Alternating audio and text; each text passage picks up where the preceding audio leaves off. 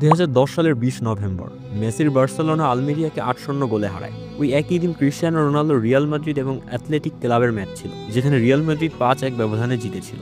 সেই ম্যাচের পর ক্রিস্টিয়ানো রোনালদোকে রিপোর্টার বার্সেলোনা আলমেরিয়ার ম্যাচের কথা বলেন এবং রোনালদোকে আস্ক করেন যে আগামী 29 নভেম্বরের বার্সেলোনা ভার্সেস রিয়াল মাদ্রিদের ম্যাচে আপনি কি মনে করছেন, মেসির বার্সেলোনা কি আপনাদের হারাতে পারবে? তখন রোনালদো রিপ্লাই দেন, আমরা আলমেরিয়া না, আমি দেখতে চাই বার্সা কি 29 তারিখের ম্যাচে আজকে যা স্কোর করেছে তার অর্ধেকও গোল করতে পারে কিনা। রোনালদোর এই রিপ্লাই শোনার পর ওই টাইমে সবারই মনে হচ্ছিল কি হতে যাচ্ছে সে ম্যাচ। রোনালদো কি বার্সেলোনাকে ধুয়ে দিবেন না? সব প্রতীক্ষা শেষে 29 তারিখ আসলো, আর ম্যাচের একদম শুরু থেকেই রিয়ালের ডিফেন্ডিং অনেক শক্তিশালী ছিল। শুরু থেকেই মেসিকে আটকানো তাদের মূল লক্ষ্য ছিল। তারা মেসিকে প্রায় অনেকবার বিভিন্নভাবে ট্যাকেল করেছে, কোনো মতেই মেসির কাছে যেন বল না থাকে সেই চেষ্টাই তারা করেছে।